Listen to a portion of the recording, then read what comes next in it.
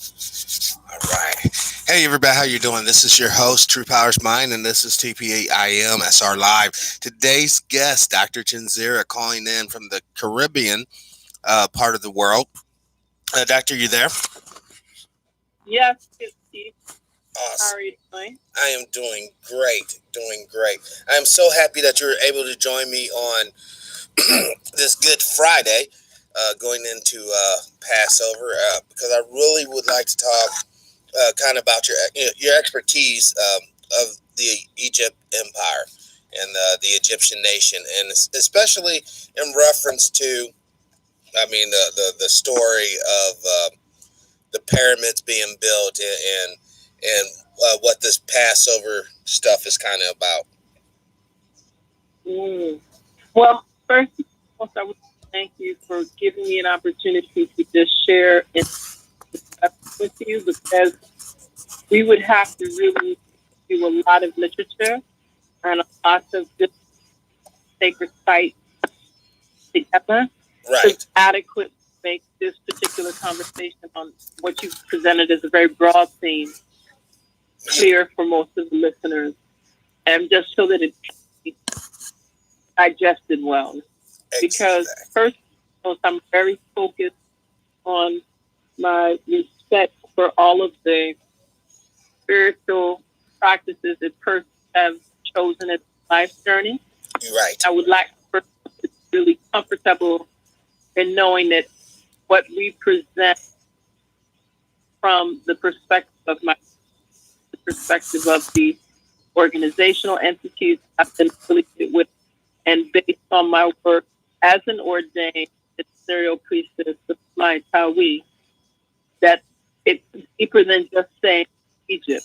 Yeah? Like when we say, I hear persons refer to Egyptian champion, then we know we're speaking of the more recent engagements of what was formerly referred to as Kent or Yes. Al Cable or Tamari and many ancestral names. So, and that's fine for the purposes of clarity, for people to be able to get involved in the conversation. As we assist in our discussion, we like to make sure that we're saying truth, justice, order, property, balance, time, righteousness, and which are all of those words in English that the ancestral language can be done 4 letters, ma'at. So when we are talking about so eloquently placed it, the time and space, the Holy Week and sacred observances, especially with all of the different elements that we look at air, fire, earth, water, and spirit. They're elemental. There's a number of things that taking place from Ash Wednesday to today.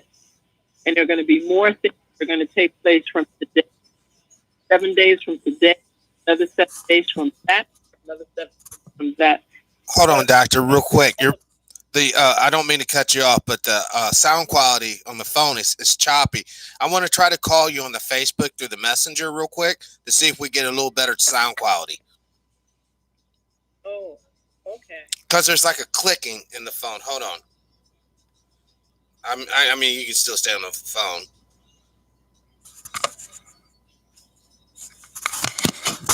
Is that any better? Yes, got you. Hold on 1 second. That is perfect. Now, you were just talking about the elemental aspects, earth, wind, and fire. Yes, when we speak of the elemental aspects, and I will rephrase that again: air, fire, earth, water, and spirit. So we always say it as a fuse, like you say a few, and we add the S for spirit, yeah? Because it's a little bit easier to remember it in that context. So when we talk about this construct and these, we've had persons in certain faiths focus on a particular period of time in the Hebraic calendar and tradition of Nisan 14. So you have persons really acknowledging like a memorial of the meal that was figuratively placed in a lot of the narratives of the Christian and Judaic teaching Yes. that speak a time where the illuminated one, the Christed one, the Kerast, in contemporary times they refer to the being as Jesus.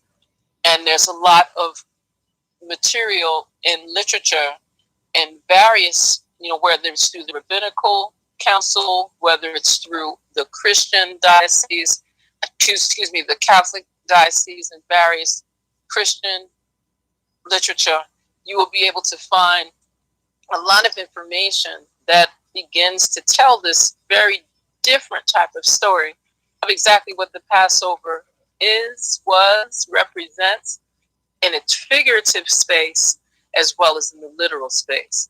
Wow. People still, so there's like a lot to that. When you first ask that question and what we're going to speak about, yes, you're that's like a 6.5 day symposia. wow, because it's a lot of information that needs to be shared so that people can fully understand and not be offended. right. Because persons that are practicing and acknowledging Passover as part of their sacred observance, persons that are practicing and seeing the various Easter related celebrations, ceremonies, services, etc., ritual, because it's all ritual. Yes. If when you start to expose these things, people feel insulted or that you're talking against their God or something to that capacity. Not the intention. The intention is just to bring light and to truly restore illumination, uplifting consciousness, and truth right. to things that it's kind of like the Santa Claus story. We still got people thinking that there's reindeer with red noses and that everybody's got a chimney and there's gifts coming. But when you start to tell the truth of it's really your parents or your grandparents or your partner that's actually doing all of this to really, celebrate you, it's another story. When you start telling people about the King Herod story and Saturnalia around Christmas time, people get offended. So I'm saying all of that in the context of making sure that your listeners are clear and fully comfortable that nothing is being said that I'm uttering from my mouth is outside of perspectives and knowledge and wisdom teachings that have been studied and tested and analytically critiqued, so that we're not, and I don't speak in the form of I know it all, because I don't, because I'm always learning. I am a lifelong learner. I just have the joy and privilege of being able to say that I've lived in spaces and I've visited spaces and I've studied with persons that were kind enough to give me guidance that was based on truth. So I think that that's not taken out of context and for any of the listeners, because I'm very sensitive to how people feel about things that they, because these are like their values, their beliefs, and their sacred principles that they've hold dear to their heart. Absolutely. So I just encourage people to, it's important to study. There's books like 101 Myths of the Bible that it would just not blow your mind.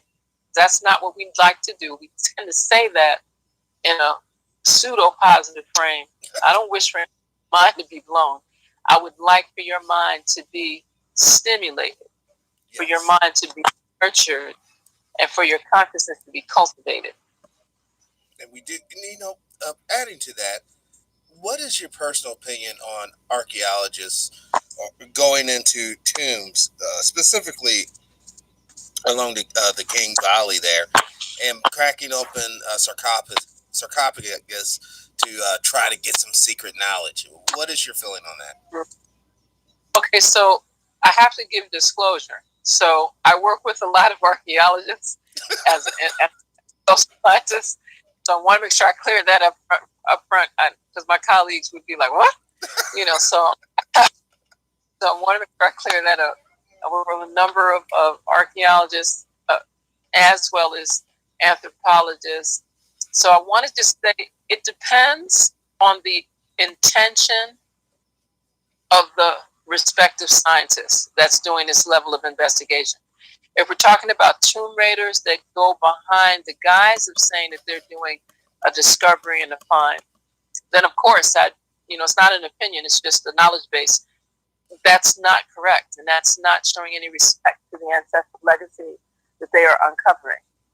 There are some archaeologists that are trained and are sensitive to what they're digging up, what they're excavating, and some of them are aware, conscious, and wise enough to know that before they even go to open up a respective excavation site, that there is certain ritual and there's certain spiritual practices that are to be done out of respect for what they may uncover.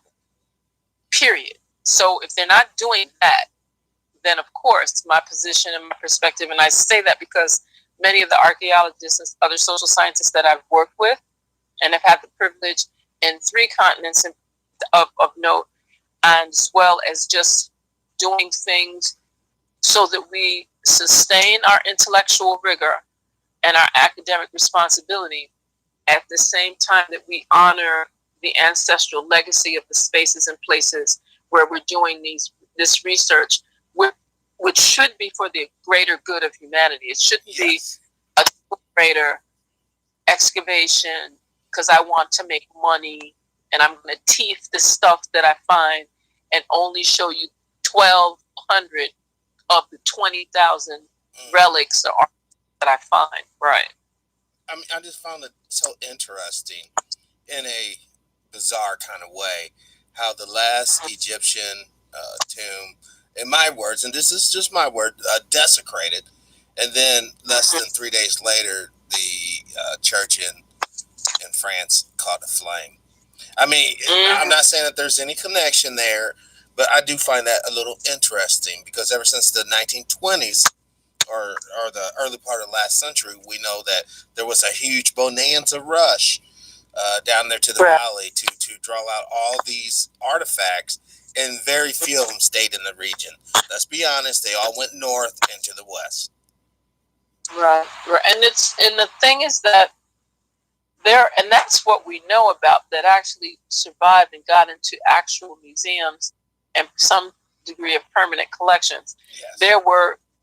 There's millions of other artifacts that are in private collections or underneath people's homes and bunkers. I mean, there are, when people watch films like National Treasure, they need to watch these films and understand that some of that is not make-believe. That there's always been a series of entities, and I choose not to name them because I choose not to give select entities power in that regard or recognition, and they do make it their business to keep a secret collection, if you will, of some of the most historic and valuable cultural treasures that do come out of ancestral legacy spaces like Kemet, like like contemporary United Arab Republic, Egypt, like Somalia, Kenya, Zimbabwe, Sudan. I mean, and these are spaces that are kept in oil for intentional reasons. The relationship that you shared of what was found in a Kemetic tomb and what was uncovered, and then a few days later, the actual burning to the ground of the cathedral in Notre Dame, I think people might want to remember that the cathedral in Notre Dame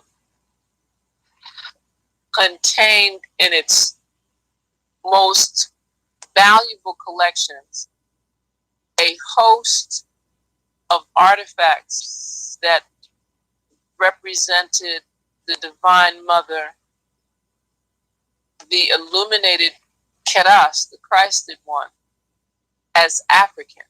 Wow. And persons need to be fully cognizant of the types of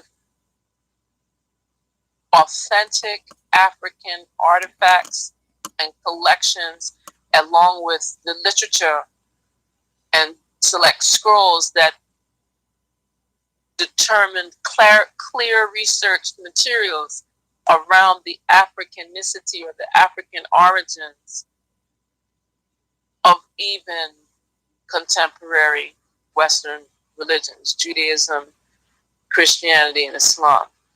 So that's going to be a whole other conversation. The fact that there were the actual Ethiopian cross transferred from His Imperial Majesty Haile Selassie that did survive the fire. Wow. And that was made public. You know, and I'm saying these things because persons need to keep up to speed, acknowledge what's going on, remember that, you know, France in of itself, a lot of its design build was grounded on elements, concepts, architectural renderings, and even the divinity of the ancestral African woman in almost all of its significant wonders of the world and spaces, etc. So there's like a lot around that people are going to probably come back to. I found it also equally interesting that while there's this one side of our human face, speaking of this being Holy Week and observing love, peace, and joy, and acknowledgement of the death and resurrection of the illuminated Keras, etc., that you do have entities within the Judaic faith that they do not embrace the illuminated one. Oh, they do not engage in this, right? And it's right, and so there's like this dichotomy within the human family globally on that alone. And it's interesting that these observances, you know, the Ash Wednesday, you know, here in the Caribbean, it's like from Ash Wednesday go up. It's, you know, Holy Wednesday, Holy Thursday, Good Friday, Easter Saturday, Easter Sunday, Easter Monday. Like nothing's going to take place, at least not here in this part of the Caribbean, in the Virgin Islands, until at least Tuesday. Everything, people are, especially here on St. Croix, the larger island of the Virgin Islands, U.S., the families, they camp, they engage in prayerful reflection. Not to say that they don't have fun and entertainment, but their focus is really around spiritual, religious reflection. And they're like camping on most of the beaches with their families, you know, maybe going back and checking on the house for certain, you know, necessities. But the idea is to really be in fellowship during this time of holy observance. And then, of course, going to various services. Now, contrast that to the layer of warfare that's being launched in occupied Palestine, the state of Israel, and then drop that layer. Notice how many layers we have here on we're going to have Pesach, English, a Passover. And we're going to acknowledge this simultaneously while we're burning children, running over children, because although they are our ancestors as well. But of course, we're confiscating land, we're throwing people out their house. And that's not the behavior. Well, and again, I'm gonna say it delicately. If you're feeling the hurt, listeners, and you do not feel that what is being shared is accurate, I won't even tell you Google. I will tell you to look at either Al Jazeera's sites. I'll tell you to go to the Rabbinical Council site, and then I'll encourage you to go to the Jewish Gazette. Wow. And that way you can for yourself. Because when you start to see these things on the usual culprits that don't acknowledge what's really happening, when you see this kind of information on MSNBC, Fox News, CNN International, CNN in general, when you start to look at and people get offended. You look at Telesur. Again, I'm in the Caribbean, so we look at different media networks, even the Caribbean Broadcasting Network. This is becoming common news. And the Notre Dame burning served as a distraction from thousands of people drowning in Mozambique and in certain parts of Zimbabwe, etc. More than 2 million people being displaced. We still have persons that are being persecuted for just being on resource-rich lands in Papua New Guinea. So as much as I show support for global engagement and participatory work, we have to be very mindful when we do not use the United Nations or any international organizational entity keeping an eye on things like that. When you have government in Africa where the entire, from the president's cabinet go down, resigning, and you see that they are, again, resource-rich spaces, this all comes back to a place. Some people don't understand that what is identified as Israel that gets to sit in the United Nations is an actual state of the United States of America. People need to understand that. It's an actual state. Listen carefully. Listen carefully so we're on the same page. Geneva, the Vatican, and people know this. The Vatican is its own world, for lack of a better term. Yes. They're autonomous from the nation of the Italian nation. Yeah, from Italy. And it's important that people acknowledge that and go to the source and what do you want? That one I would say Google, because they'll tell you that even Wikipedia got that right. I mean, there's some things in Wikipedia you can't trust, of course, but right. However, when it comes to, because people need to understand, it's not just Israel. It's the state of Israel. And then when it was formed in 1948, it was formed in 1948 parallel to other things that happened in 1948, like agreements and treaties following World War II. The birth of the new liberal world order, it was. Exactly. I'm so thankful that you shared that. Thank you for that, Brother Patrick. Thank you for that. It was also the same year that this whole declaration, this Universal Declaration of Human Rights was formed. How do you sign off on the Universal Declaration of Human Rights while you're creating a state in a place where people live and exist and have a nation? Exactly. And let's break this down. I've done this several times already on these past shows, but we're talking about a state that was conjured up because of religious ideology that these are the chosen people, right? And here in 2019, basically 72 years after the formation of this nation, Benjamin Netanyahu, a couple months ago, said Israel is for the Jews. Now, we also did a poll, a statistical poll in that country. Almost 60% of the so-called Israelis or Jews don't even believe in God. So the premise that they're the chosen people, yet they're mostly atheists, where is the justification for taking the land once again, other than the oil underneath the Golan Heights? And see, so that you put that so eloquently.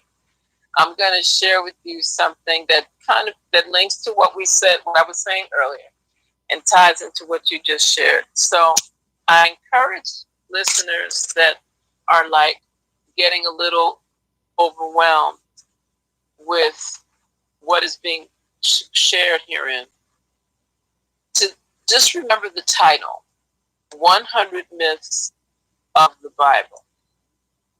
And I encourage people to look for that particular one because it speaks, the subtitle is How Ancient Scribes Invented Biblical History.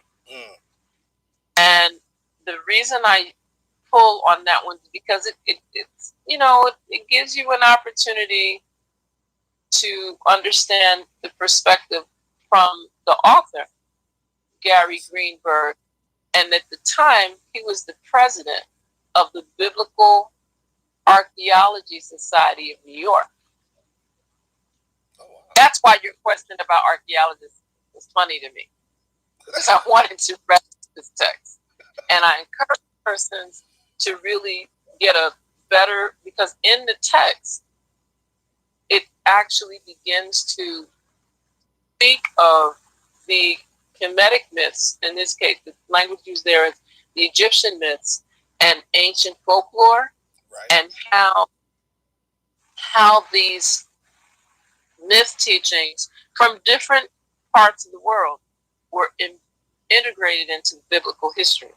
So a lot of what is being shared, that's why the Bible can be so inviting to people from all over the planet, because it was actually re-edited, let's say.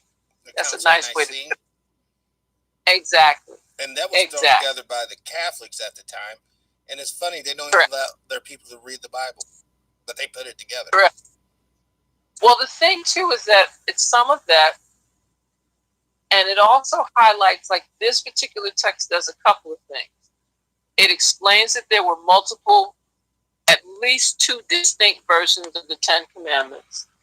It expresses this whole conversation around, because we've got these myth teachings, Samson, Delilah, his hair got cut, he had strength, then he lost strength.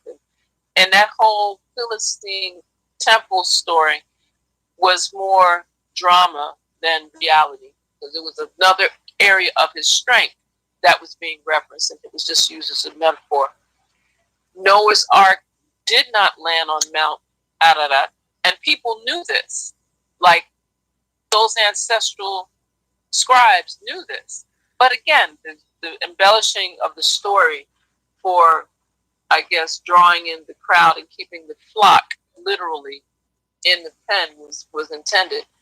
The fact that it was not, we always speak of David and Goliath, and when archaeologists began to look at even what were the possibilities of what happened, again, in this particular text brought forth through the Biblical Archaeology Society in the U.S., it speaks of that it was actually King David's bodyguard that killed Goliath. That's a whole other story. Wow. And then we talk, I'm just saying, it's like, that's why I express persons, you might want to study just a little bit more than the surface material, so that you're comfortable when you start to have conversations and, and discussions, especially on things like this. But I want to get to what we're talking about, and because there's a lot of other pieces in the 101 Myths of the Bible publication, but it speaks of this whole conversation around how people began to see the resurrection, the death of Yeshua, the illuminated Christed one, and the connection it had to the Kemetic teachings around the Kadas, or those that carry light, right? And how there's a similarity between what people refer to as Isis and Osiris, and then the sun, and their fact that we can shift that to the more ancestral language, because that's, when you're saying Isis and Osiris, you're pushing a very Greco-Roman linguistic terminology to something that was more ancestral than Greco-Roman linguistics. So we're speaking of Osset or Ast as Isis and her more Kemetic ancestral vernacular. Star is Osiris, and the sun, their son, is Heru. So there's like a whole piece that comes with that, and when you start to speak of it like that, right, understand why things like Easter have a totally different reference point than what many people are being taught in contemporary times. It's like, it's really, like, I'm so glad that our children did not go through that. And I thank my parents for not subjecting me to that. Thing to run after the eggs from a rabbit. Because I would ask that question. Because we raised, there was a period of time where we had all kinds of animals. And I looked for it. I looked for it. I looked for it. That's so It cute. happened. That's so cute. And I say it, it's another kind of connection when we forget that it has a very sexual, guttural construct. Oh yeah. That has nothing to do with the Christed one, has nothing to do with the truthful elements of any form of resurrection, or even the acknowledgement that you should be giving reference to an entity that in their vernacular, in their teachings, gave his life for their sins. Right. And so that brings a whole other, layer of conversation. So that's what I really desired for persons to, and I keep suggesting it. You want to look at that publication. It's important to look at certain books like African People and European Holidays by Reverend Barashango. People get a little bit scared when they read his work because he's clearly an African nationalist. There's no apology in his language, but he's breaking down with references how these holidays were crafted to really dismantle the true spiritual essence of our character, of our humanity. And then other side, we can just look at the capitalist model. And I hope people understand that this is the time of year that the capitalist corporations make billions. Yes, they do. Billions. And people are starving. People's homeless. But these businesses are making billions. Not just in the clothes attire for the Sunday dress, but in activities that from Ash Wednesday, they go all the way up to Palm Sunday. And I'm just saying, not to knock it, but I'm just saying we might want to look at all of the elements so that we do not get distracted, whether it's fire. I just hope we're understanding where I'm going. Oh, yeah. Notice how I start. What's happening with air, what's going on with fire, what's happening with earth, water, and spirit. Mm-hmm. When things are out of balance, the whole system starts to react and maneuver in ways unexpected. We call them earthquakes, we call them hurricanes, we call them tornadoes. But these are just physical manifestations of underlying spiritual currents. But we can't say it like that because of science and all that good stuff. But I do want to discuss the appearance, because it's funny you mentioned Easter, and we know about Easter and Christmas, how both these so-called Christian holidays are really pagan rituals and festivals. Okay, so if we are to be looking for the Christ, and we know that, and I'm only using the story of Moses to kind of show you the similarities of the phenotype or the persons that I'm talking about. In order for someone to pass as someone's grandchild or someone's lineage in that day and age, they're going to have to appear like them. They're, because obviously there were far less humans on the planet at that particular time. So Moses, it's safe to say that Moses and the Israelites, of the Hebrews, the ancient Hebrews, were of dark skin complexion. And we all know that you are a Jew not because of your father, but because you come through that mother. So when we look at Netanyahu and that yoke that's running the situation today, I ask you, Doctor, how genetically speaking can you go from basically a melanated group that controlled the area to a Edomite or Caucasian group that now controls the area genetically, and if all the babies supposed to come through that black woman, the true Israel mother, Mary, and Eve and the rest of it. How can we be at this point in 2019? Well, you answered your own question because you don't. Mm. Through warfare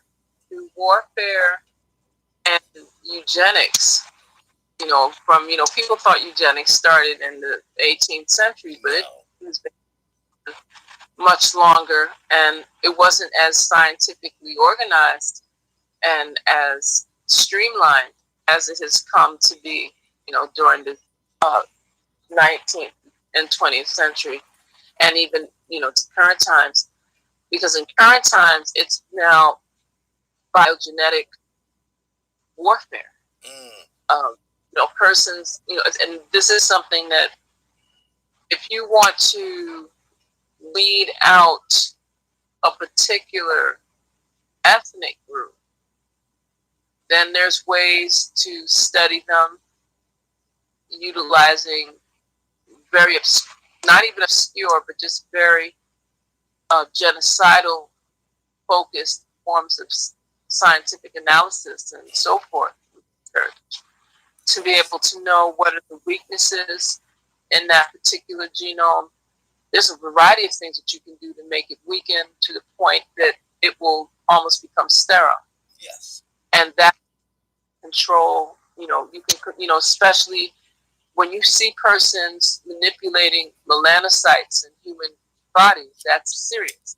When you see people manipulating blood cell development, that's really serious. Yes. And it's kind of when you cross-reference that with changing environment and you limit persons' access to vitamin D, vitamin A, then of course, lips will get thinner, nose will get sharper, hair will get straighter, complexion will shift. Correct. From that it's fully, dark melanated people to virtually non-melanated people. If you continue to use eugenics and other forms of biogenetic warfare, then you can also strip a person's you can strip a person's ability to even reproduce. In other words, de-evolve. Exactly. So you're interfering with their natural evolution and their natural growth and development, down to the very core of their basic anatomy and physiology. So there's and that's something that has been manipulated. People thought the Frankenstein movies were just about the crazy guy trying to have a friend and a brother or something like that and putting the people's body parts together. And notice that that's what it was. And it was called Frankenstein. It was a movie back in the day. And now we have people that are just snatching people up all over the place. And when you find them, their body parts are gone. I don't know if people understand that it's the same thing. It's just, Jack the Ripper just didn't, we don't call him Jack the Ripper no more. Because there's multiple Jack, Jane, Julie, John the Ripper. Because this is like a common thing for people to be missing. We've got tens of thousands of African women in the U.S. that are missing. Yeah, 65,000. Right, and many times when they find them, and they do an autopsy, their body parts are gone. I mean, limbs and stuff, and eyes and hearts and stuff are gone. So it's not just, it's not just something that happened back in the day. This is something that's going on now. So to get back to what you were sharing, through warfare and through institutionalized forms of genocide, and in order to control power and to shift, we can look at publications, and I'm dropping these books on people so that they understand, because with African People and European Holidays, volumes 1 and 2 by Reverend Dr. Barashango, may not be very easy to get because it's temporarily out of stock with a number of places. However, if you look at the work that has been shared, you look at anything by Sheikh Anta Diop to really understand that process from a very, as a physicist, as a chemist, as a scientist, as a very knowledgeable African scholar. Dr. Sheikh Anta Diop broke all this down, whether you looked at the cultural unity of Africa, whether you looked at the uh, African civilization text, any of his work would provide that type of information on what took place, because it wasn't just there. You have, because that's going, this clean, this lightening, whitening piece of with people. I mean, the same thing happened not that long ago in what used to be Hispaniola, that became Haiti, that got split with Haiti and the Dominican Republic.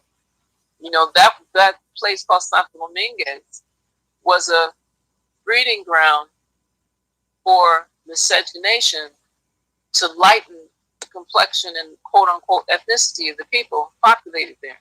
And they would kill off dark children, send them to other places. They would work them to death and or send them off to other places. Right?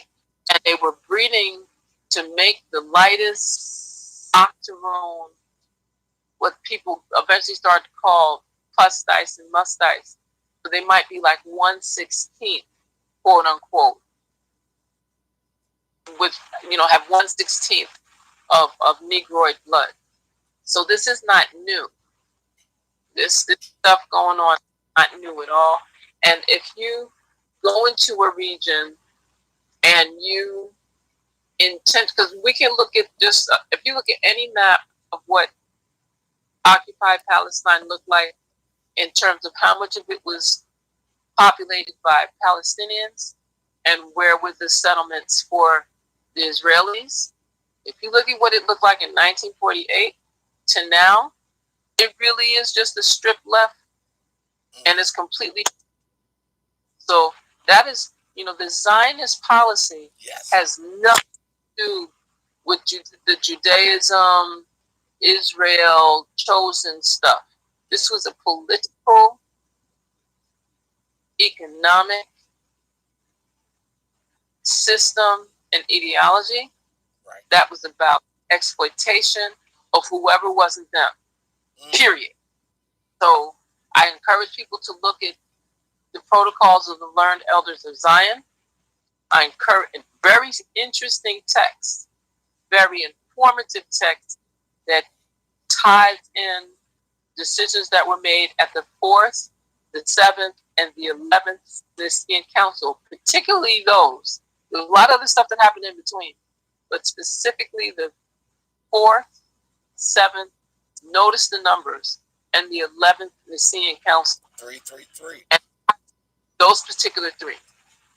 Because those particular councils were very specific in giving direction and guidance to respective monarchies, leaders around the world regarding how to control quote unquote goyim, which are the term used for those that are not chosen, and to use them as fodder for any war and any form of genocide. They didn't use the term terrorism then. But in the 21st century, we know that it has nothing to do with white supremacy. There's nothing supreme in white. Period. Correct. We're talking about a form of genocide and terrorism that needs to be put in check, and it needs to cease and desist. So that's kind of what I wanted to, in terms of you bringing up that piece of how do people move from dark melanated to non-melanated. That was intentional, that was institutional, and it was by design. Wow. And if it requires complete annihilation of melanated persons, then that's what would be taking place, and that's what would be done. And that's why we see what happened in that example you shared and started our conversation with in occupied Palestine, the state of Israel. We also see in contemporary Egypt, where you've got this really, and again, in the the reality check there is that it's more of a shift in Islam from its essentialities of restoring peace and balance and order to a very capitalist imperialist form Yes. of faith that wants to make sure that it pushes all those Nubians that created all this greatness in Kemet to the south, even if it means them going into conflict with neighboring countries, which it should be having conflict with, because it's the same people ethnically. Right. They just are not the same people by nationality, by these false Culturally borders, different. like by the the various conferences in the 1800s. I know this is just a tad bit off topic, but would you happen to have any new relevant information about the ancient Zimbabwe ruins? The ruins that they found in Zimbabwe predates the Romans and the Egyptians, but the architecture is so fantastic. But of course, once again, they won't contribute it to the indigenous people of the area. No, no, no. It has to be aliens. It has to be something outside of us, because heaven forbid, the folks out of Nubia and Kemet and Agun. No, they can be the mothers and fathers of civilization by all means. Hell, I wrote a book saying they weren't. You know, do you have any information on that? Well, I would have preferred to come a tad more prepared because there is a significant amount of research, uh, specifically to the people that predate the contemporary Shona in Zimbabwe and the Gokomere culture, Gokomere.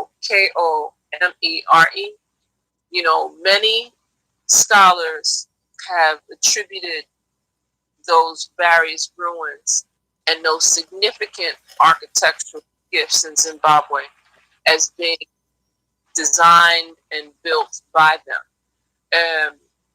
I feel that it would be better to highlight that some of that information is being documented on various broadcast networks in the UK because of the relationship that Zimbabwe has directly with the UK. Right. And there's been some work before he passed away. We had elders like, now ancestor, Dr. Fukiau Bunseki. And if you Google Fukiau space BANS, I'm going to make sure I get it right, Banseki, right? BANSEKI. It would be very good to just get a better feeling towards what was taking place while he is from a neighboring region. He was very knowledgeable and gave a lot of the teachings. It's Bunseki, forgive me. So let me do that again. Dr. Fukio, Fu-Kiau, Bunseki, Bunseki. And not only was he wrote a publication on African cosmology of the Bantu Congo, tying the spiritual knot. And I encourage persons in looking at that type of work, then you get some of the historiography of who built what, where in that entire Southeast African region. And it would bring in the conversations of what are the oral narratives, what are the stories, what are the griot, the true griot that know the historiography of that space and place and of those ruins saying, what is in the songs, because a lot of those teachings, again, we're talking about spaces and places that are towards the beginning of the mountains of the moon, where the Enter Hapi dwells. So you've got a connection again to what is now the Nile River, known as the Nile, but a more ancestral name for the Nile is Hapi. And persons were very clear that this, most of these structures were just built by very powerful, illuminated humans. Yeah. And there were times where many of them did have the powers, gifts, talents, and expertise like immortals. And that's not an alien. That's a human that has that gift, and that because all of us have that ability to reconnect with that which is tangible as well as that which is intangible, that goes beyond this physical space and takes us to a metaphysical space and allows us to not only dwell within body flesh but to go into that spiritual realm if we so choose, and if we stay in that space of illumination and that space of light to call it into being. Like that's not everyone is comfortable doing that. Some people are very comfortable, and we can make a reference to the Matrix. They love to be plugged in. That's all they're gonna do. And they'll fight you tooth and nail, doctor. You keep me plugged in, Chenzira. You get away from me with that information. I'm happy being in my bliss of ignorance. That's right. And that's right. And they feel that it's and again, some people choose to believe and follow beliefs, and others choose to know. Yes.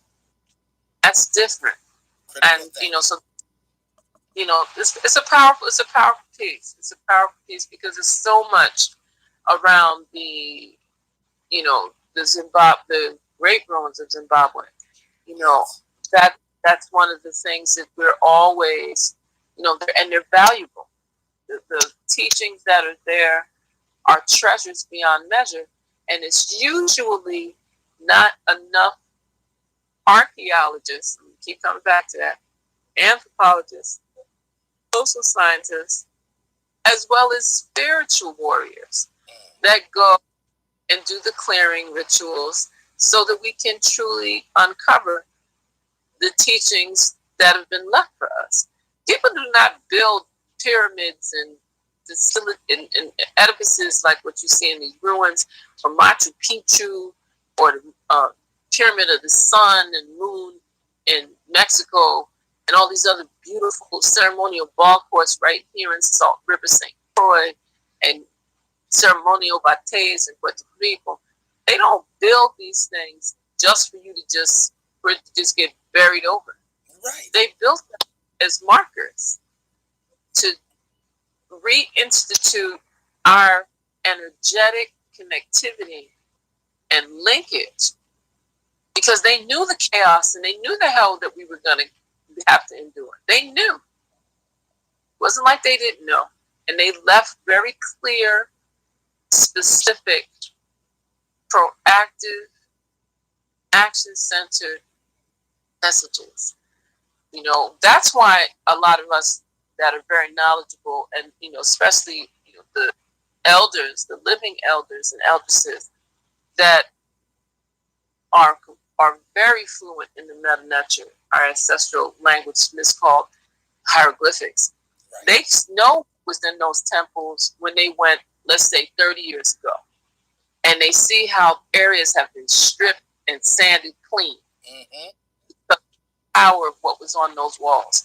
And some of these engravements, you could put your whole hand, and I have small hands, but I watched big grown men with those long fingers and thick hands put their whole hand in part of their forearm. That's how deep they engraved in these stones. So you don't do that just because you want to just do some fake art. That's irresponsible. You do that to leave authentic, generational messages. Yes. Generations literally to come. So that's what I would share around that current information. And there are several entities that are gathering social scientists and scholars and craftspersons with specific expertise to go to some of these different sites and to begin the excavation process so that we can begin to uncover more current information, and especially current information that will help us to heal, organize, unify, liberate, and ascend in our respective communities. so that we can restore our shared humanity. There's a lot that's going on. I would be remiss if I didn't mention it. While they are a relatively small organization, one of the most powerful new developments over the last few years, especially in the area of uncovering artifacts and restoring them to their rightful places and spaces with dignity, honor, and respect, has been the formation of the Society of Black Archaeologists originally by two young archaeologists that were finishing, their undergraduate and ultimately their graduate work, and the two of them now have earned their PhDs and are doing a variety of research. Have an internationally award-winning archaeology field school that does summer programs right here in the Virgin Islands in Little Princess on grounds that are managed by the Nature Conservancy. And Dr. Justin Donovan and Dr. Ayana Llewellyn, have done, and they've brought together a team that does exactly what I said earlier.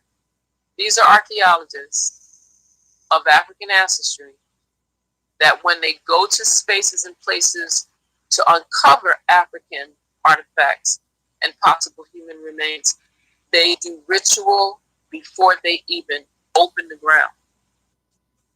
To cleanse the way of both evil spirits and the potential of getting enlightenment from the finding.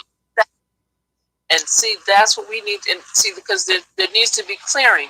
We don't know under what circumstances what is buried is buried. Mm-hmm. People forget some of those crazy movies like Mummy, and people dug up stuff it wasn't supposed to dug up. Right.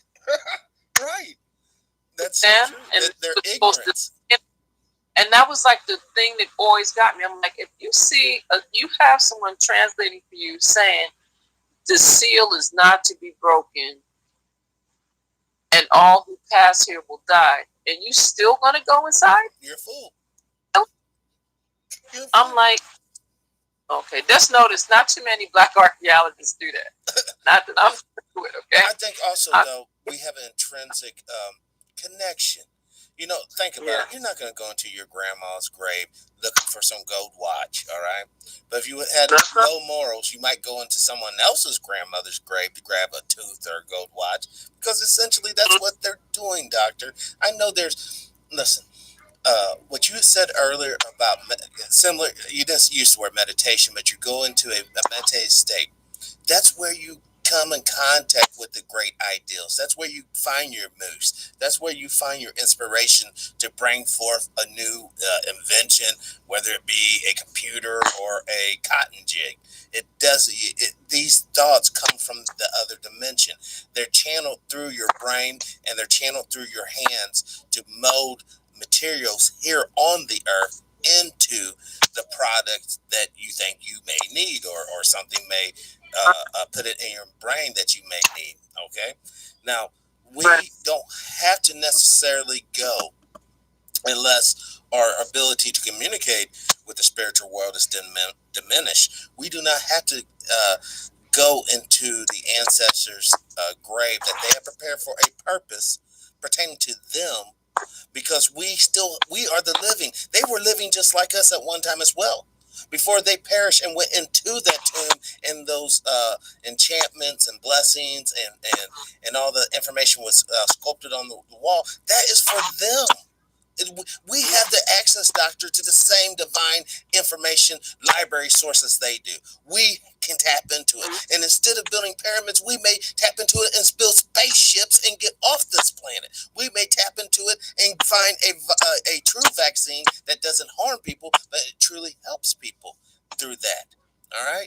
That's the purpose of life. That's the purpose that we have living. Like right now, you know how many millions of years it took for this conversation to happen tonight. It took for all the people who's in your genetic seed, or not your seed, but in your genetic line, to procreate in a certain way to produce you. Same thing is true for me. And same thing is true for the people who developed the technology we're using tonight to actually communicate these vital thoughts. We have the power now as the living. Not saying that we shouldn't look towards the past for inspirations or maybe even validation. but we should look towards ourselves for the new, brighter future for us all. And the dead will not be able to help us in that endeavor. Right. Well, it's an interesting thing that I'm going to go on 3 points. One, a lot of what we're talking about now has also been infused through a very wonderful introduction shared with me, as well as yourself, from one of our illustrious, honorable living elders. And I always call him Baba, Father Bill Fixco. Yes. And so, very thankful that through all of the different iterations of the engagements that I do here, as well as the engagements you do there, Brother Patrick, that Father Fixco felt it in his infinite wisdom to ensure that we have a conversation or two, yes, or more.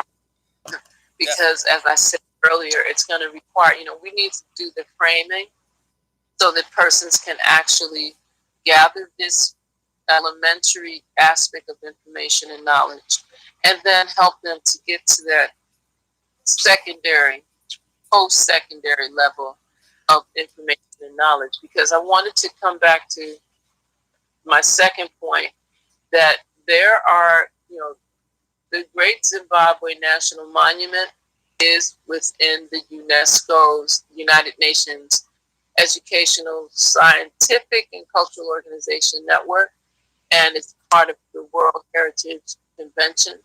So it is actually part of that network. So there's a lot of protection around the ground. And it's also a connection, as I shared earlier, that one of the pieces that's highlighted is the connection with the Shona between the 11th and 15th centuries. And many are saying it dates back even further, the foundation piece. As they start to do excavations, they're finding that it was built on yet another set of ruins. Right. So it definitely goes back even, more millennia. And it is connected to the contemporary Bantu civilization.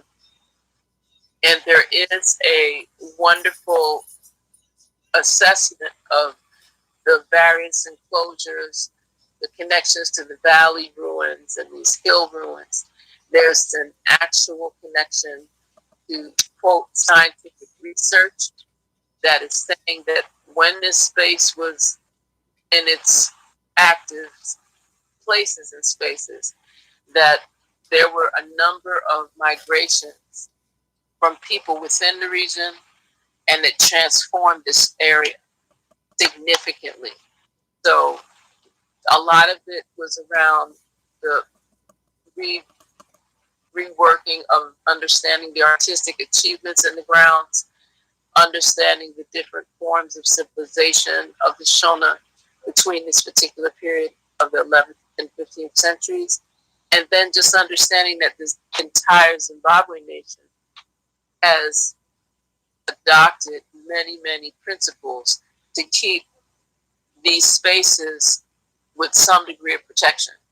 And it's hard to be able to move that kind of a conversation forward when you still have people being dissuaded by these distractions that keep us from, restoring our shared humanity. And then we don't really get a chance to converse on very relevant issues. Why are people still being killed, murdered, and tortured and raped if in a place where the chosen ones are supposed to be by the wall wailing and praying?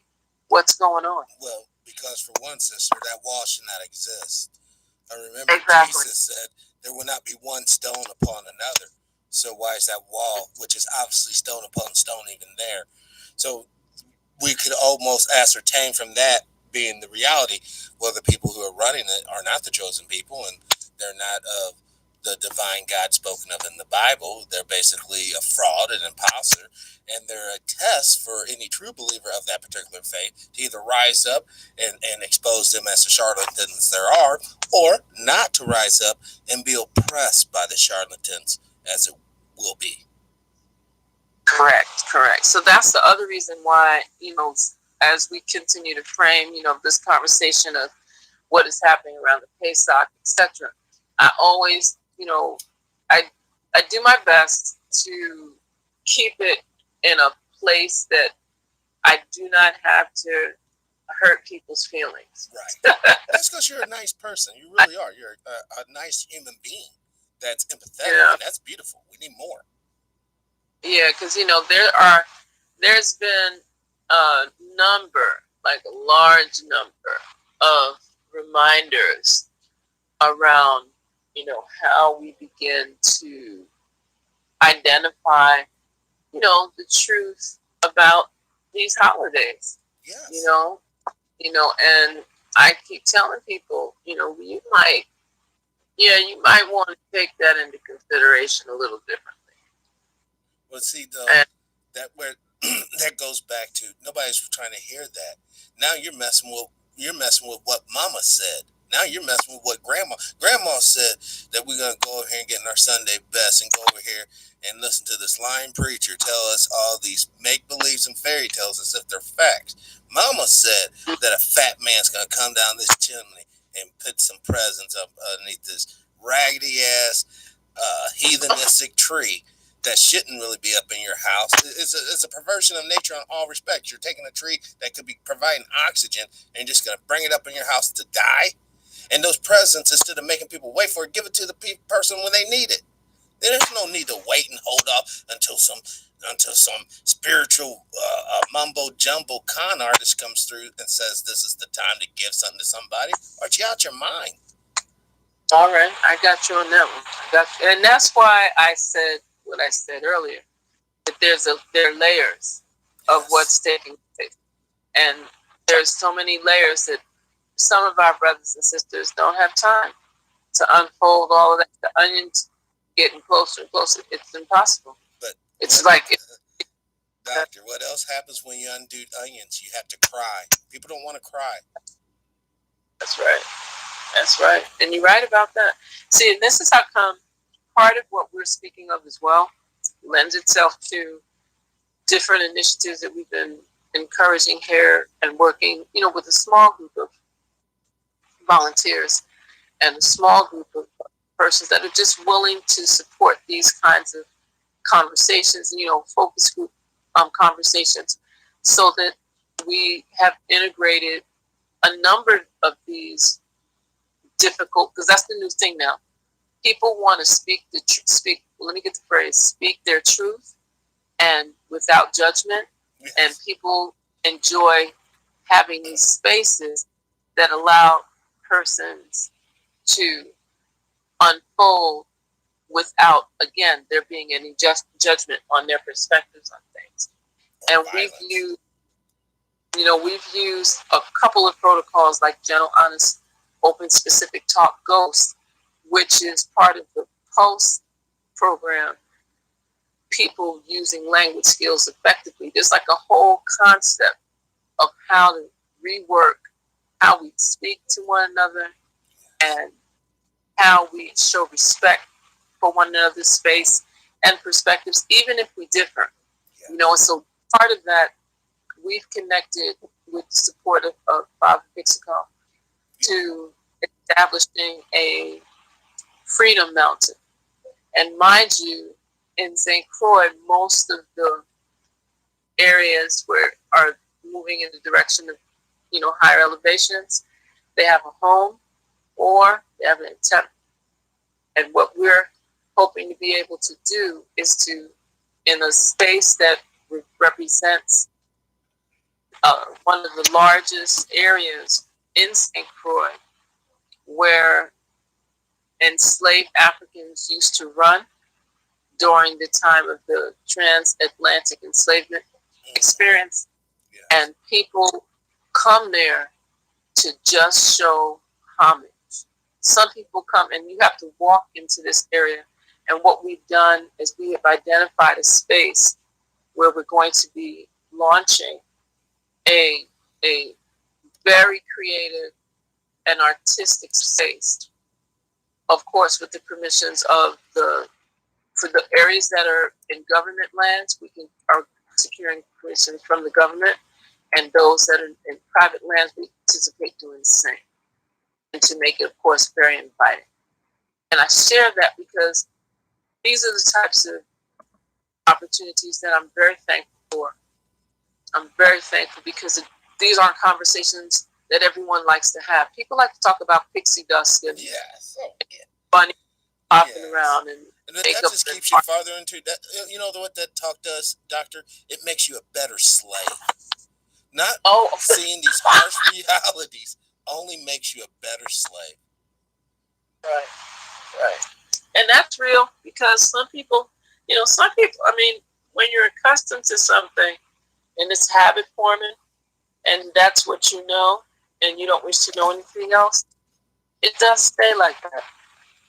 It does stay like, and there's nothing that can be done. There's nothing that you can shift because it will not transform until you make it so. And I mean, that's what we'll start to see that happen. Seeing that hashtag MEK, capital IT, capital SO. Because that's what's really happening. People are just needing to get to another place of engagement. So that the same way that we layered in the conversation of what is Pesach, what is Passover, what is Easter, what is the truth around that, how does it affect people of African ancestry, how does it connect to the formations of relationships in places that claim to be chosen, places that claim to be for the chosen ones, and these chosen ones are committing acts of terrorism against an entire and blatantly in all network saying how they will murder them. Yes. And that they murder the true Semitic people. If you really look at the facts of it, Doctor, don't mean to cut you off. The Jews that are running the situation are truly anti-Semitic by nature of killing the true Semitic DNA people of the land. Mm-hmm. Well, I've been following because, there's a lot of reasons that we've been following. And one of the things that's really sad, because, this is like a family feud. Yes, it is. We're talking about the house of Israel and the house of Ishmael. And so we need to look at that very carefully, very delicately, and professionally. And I say professionally because it's very difficult when it starts to become a part of a person's personal engagement. And that there's a distinction made between, and that's why I send people, you want to look at anything from the Rabbinical Council. You need to look at Gary Greensberg book, and there's a number of protocols of the learned elders of Zion. Anything by Sheikh Anta Diop. And if you really want to get tight, you might want to read We the Black Jews, that was written before 1940 by the Honorable Ancestor Dr. Yosef Ben Yakinan. Anything by him. His work on the Western religions and the role it plays for Africans, right. So he breaks it. He broke it down from way back.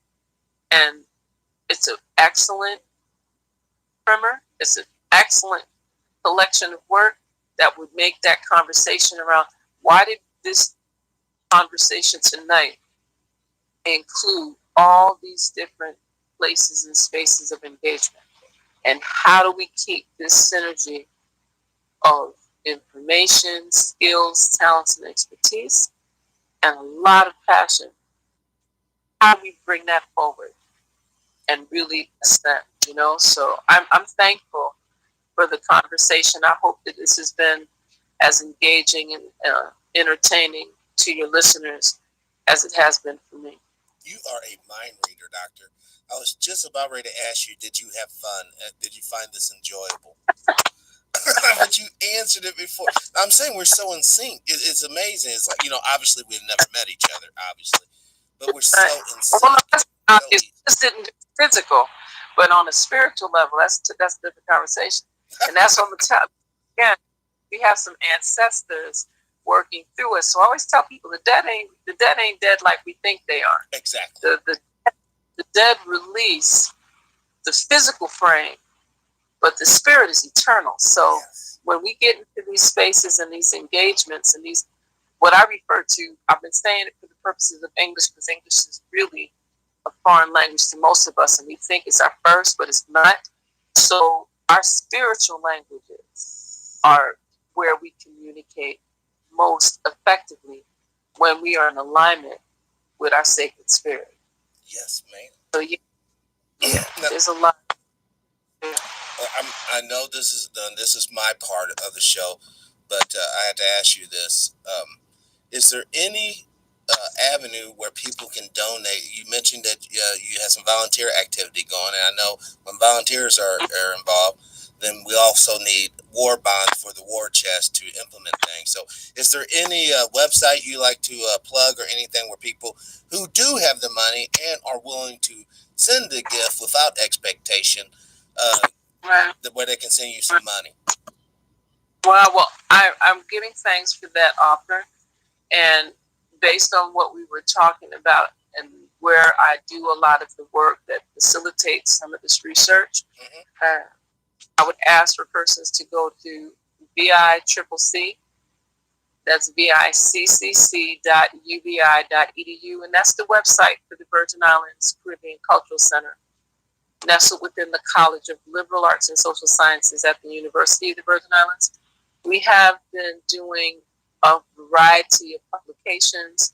We have a really robust and ever-growing, definitely ever-expanding art collection.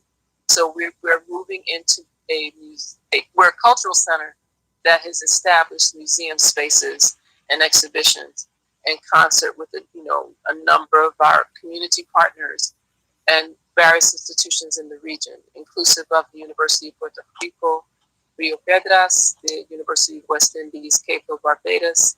We also do work with the National Park Service through various entities from the U.S. Department of the Interior. We're working on exhibitions that are going to be a new exhibition that's going to be featured on the enslavement experience and the resilience of the people of St. Croix. It's going to open in November later this year. And this is being done primarily through teaching opportunities shared from NPS, DOI, the Smithsonian Institution's National Museum of African American History and Culture, and its partners around the Slave Rest Project. So you can definitely just go to vicccc.ubi.edu. You can also look for the online giving page at ubi.edu and just scroll to VICCC, or you can give us a call at the center at 340-692-4272, just in case you might want to have a direct conversation with myself. I really, I'm Dr. Chenzira Kahina. I really appreciate this opportunity to speak with you, Brother Patrick. It's always good. I'm so happy. And actually, Brother Fixico is actually in the chat room as well, and he's here now. What? A great interview, he stated, and just want to say Thank once you. again, without the efforts of Brother Fixico, this interview, would not have occurred. He's exactly. done a lot of stuff behind the scenes for the show. We love you. We love you, Father Fixico. Yes, I mean, I always tell it, because all I have to do is express what we are attempting to do. We just finished having our 7th annual symposium with the theme on culture, creatives, and STEAM, science, technology, engineering, arts, and mathematics. We had some keynote speakers that were out. Notice I said keynote speakers, plural, because for us, when we have keynotes, we always keep it male, female. This thing of just having one person, we stop that. We look for balance, right? Yes. So we had the illustrious, exceptional presenter, Sister Dr. Sandra Richards, in her capacity coming from the University of the West Indies as a regional officer. And we had Dr. David Elhorn, recently retired professor from California State University in Northridge. And they just, they were joined with, Dr. George Franklin, Baba Tayamba M2, and myself. And we had such a fabulous reasoning, panel presentations, Q&A, with students, elders throughout the community. Wasn't a whole lot of us, could have been more. However, who was in the room represented, we know, millions of ancestors. Yes. That were pleased that we were doing this type of work. And then we closed it out with a wonderful tour. People actually got there. Some people walked over because it's not far from where we had our meeting in the theater on the main campus. And some people drove over, and we had a wonderful reception to just thank the community for supporting the Virgin Islands Caribbean Cultural Center and for seeing that what we're doing, yes, some of it is connected to our Caribbean Cultural Studies degree program, our certification programs for teachers, yes. It's all about the academics, yeah? Yeah.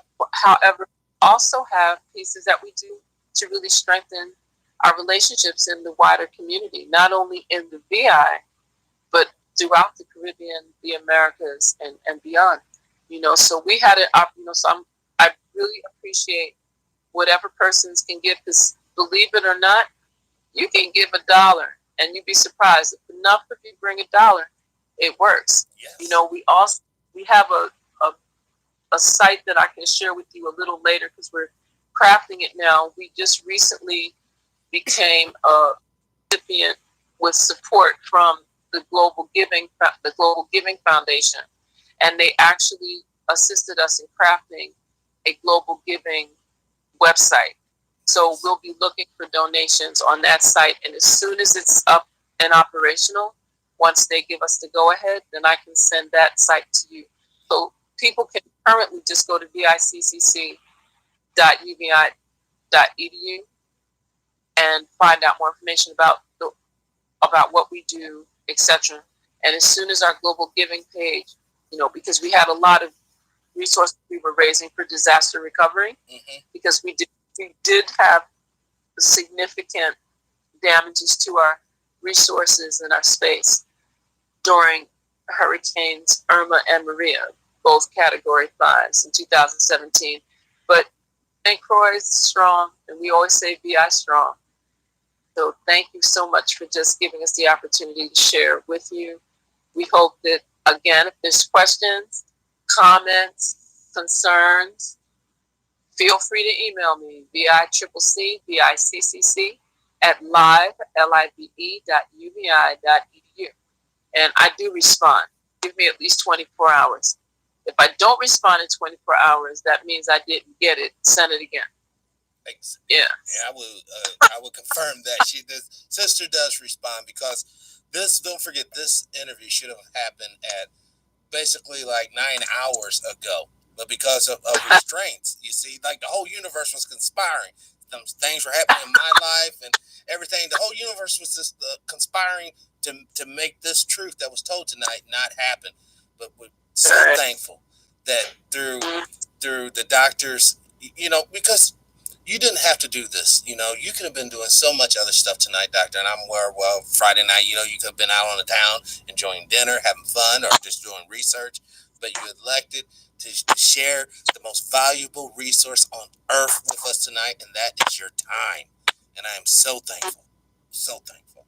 And also, would you please email me, or not email me, Facebook message me, the website, your contact number, and your email, and then I'm going to put it in a description on this video once it's processed. Beautiful. No worries. I appreciate that. I definitely appreciate that. And, there's a couple of spaces and sites that I encourage persons to go and review. And even from the realm of Christians' perspectives, they'll understand it. Easter, you want to revisit that. Oh, yeah. And I'm going to break it down before we go. Easter is basically worshiping the moon. When you look into a rabbit's eye, you're really looking into a full moon. The eggs, the reason why they colored, because the white boys used to go from place to place screwing everybody, and they used to dress up in different costumes, as it were. All right, so kind of similar to the Christian tradition where they ran the women through the maze and if they could catch them. Well, this is Easter. If they could catch them, they got them. Now, in Christmas, they would run around caroling in the nude. All right, I don't know how that works out up there in that code, but that's what that's all about. So when we look at this is why Easter could fall in 2 different months because it's being tracked by the moon. And it's basically a sexual perverted rituals, like most of the rituals that you practice with glee and hope. And this is the reason why it's so uncomfortable. But I'm not going to allow you guys to continue on your ignorance. Now, if you're going to continue down that path, I want you all to be fully aware of, when you set your son and daughter on Saint Nick's lap, that pervert in the mall there. I want you to know why you're doing that. You're not doing it to edify God. You're not doing it to any higher noble purpose. You're only doing it because you were trained by mama and grandma and grandpa and grandpa. That's foolishness. Now, if you want to be spiritually right and go by the book, then I suggest you actually read the book and see what they say about Christmas tree.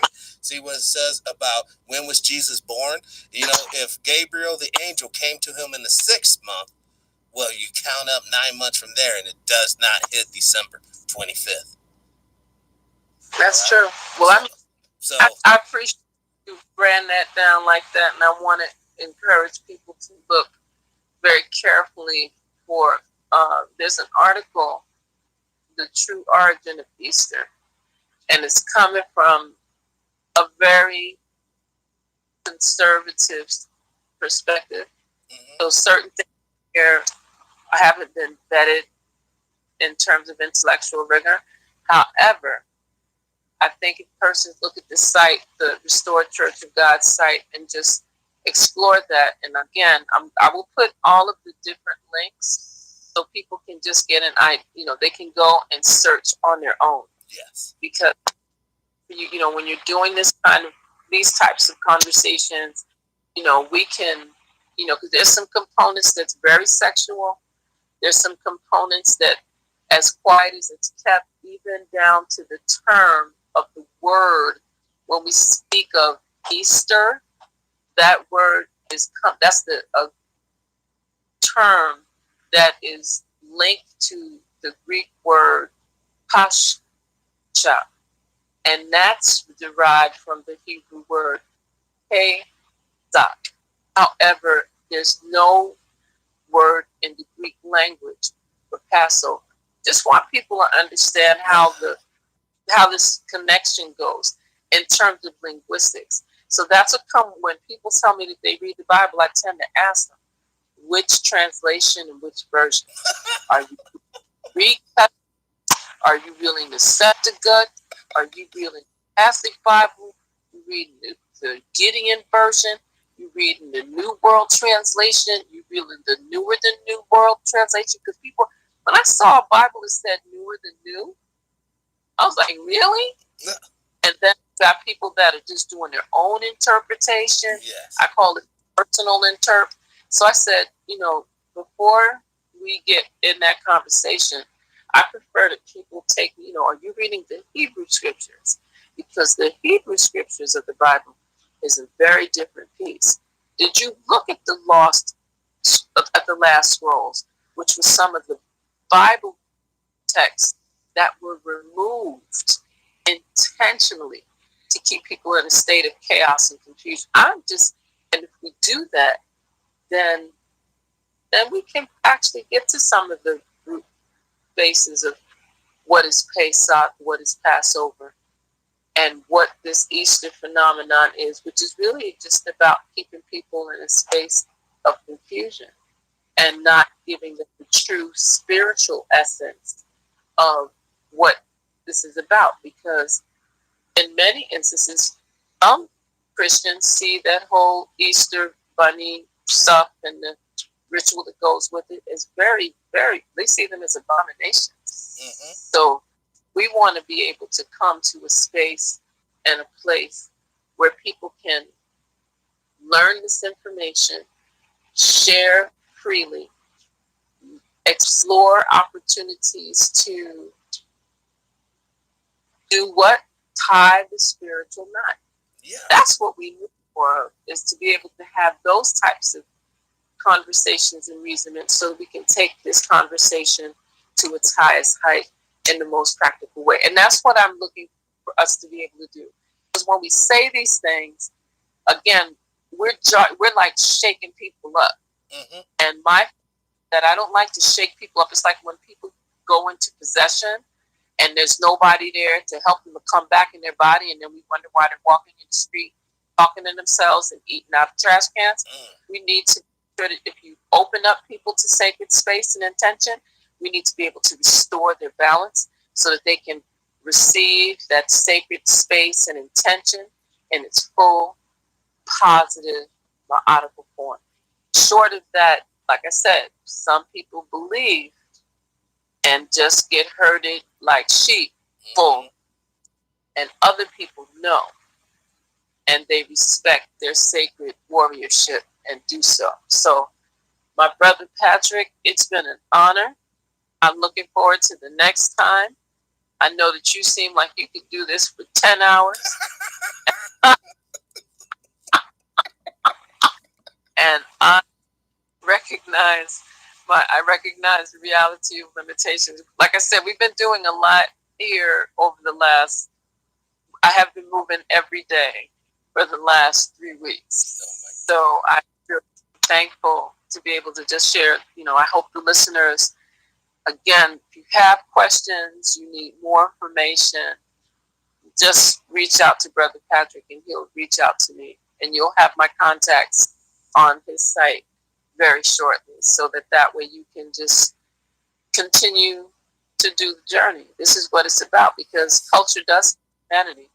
Land is the foundation, yes. Yet spirit harmony unifies us. So keep doing what you're doing. This has been a joy. I appreciate you, Doctor. Thank you so much. And this will not be the last time. You will definitely be on. I don't care what we have to move. We'll move the moons and the sun. We will get you back on.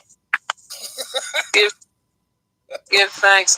Regards to the family. Enjoy the rest of the season. Whatever you celebrate or don't. And I got you. Because I use it as a time for rejuvenation, reflection, and I love full moons.